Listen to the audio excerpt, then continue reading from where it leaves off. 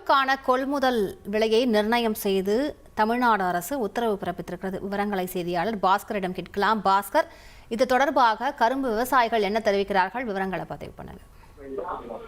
கரும்புக்கான கொள்முதல் விலை டன்னுக்கு 4000 கொடுக்கப்படும் என்று திமுக தேர்தல் வாக்குறுதியில கொடுத்திருந்த நிலையில கரும்புக்கான கொள்முதல் விலை டன்னுக்கு 3151 நிர்ணயம் செய்யப்பட்டிருக்கிறது. இதனோடு தமிழக அரசினுடைய ஊக்கத்தொகையாக 215 ரூபாய் ஊக்கத்தொகையாக கொடுக்கப்படும்.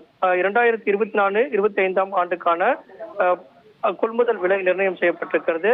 அதாவது சர்க்கரை குறைவு திறன் கொண்ட கரும்புக்கும் 3151 என்பது கொள்முதல் கட்டணமாக நிர்ணயம் செய்யப்பட்டிருக்கிறது.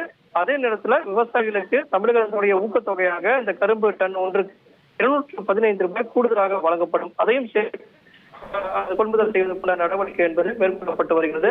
அந்த வகையில பார்க்கும்போது கரும்புக்கான கொள்முதல் விலை என்பது டன்னுக்கு 4000 ரூபாய் வழங்குவதற்குண்டான பேச்சுவார்த்தை என்பது செயல்பட்டு வரக்கூடிய நிலையில கரும்புக்கான கொள்முதலுக்கான விலை நிர்ணயம் செய்யப்பட்டிருக்கிறது. தமிழக அரசுடைய ஊக்கத்தொகையும் அதனுடன் சேர்த்து வழங்கப்படும் என்றும் தமிழக அரசு இதன் மூலமாக தெரிவித்துள்ளது. விவரங்களுக்கு நன்றி பாஸ்கர்.